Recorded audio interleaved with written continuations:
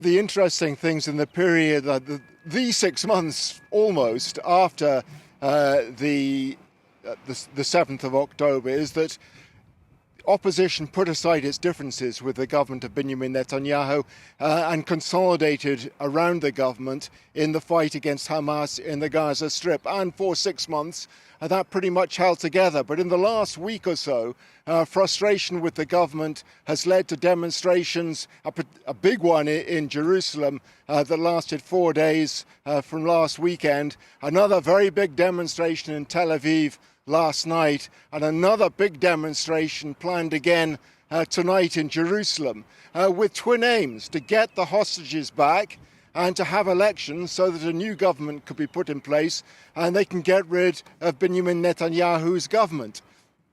You know, the aim primarily seems to be hostages, but it's interesting that there seems to be a split in people's minds here. Because on the one hand, if you talk to Israelis and if you look at the polls here, most people still support the military aims of the government in defeating Hamas in the Gaza Strip. But at the same time, they want to prioritise the release of hostages.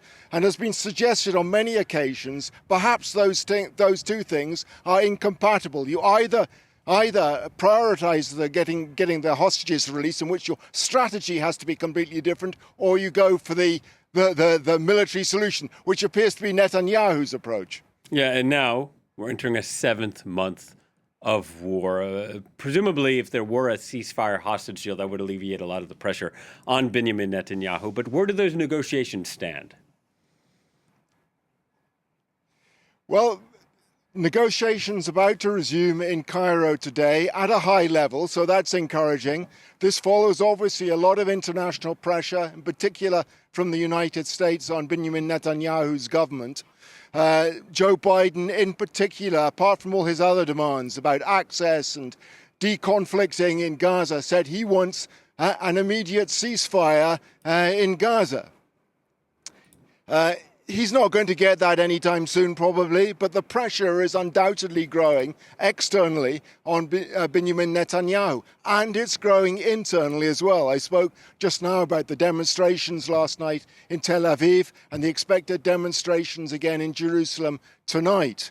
But Benjamin Netanyahu has been accused by those who criticize him, most of those who are at the demonstrations, of not empowering the delegations he sends to these talks sufficiently for any sort of prospect of a positive outcome.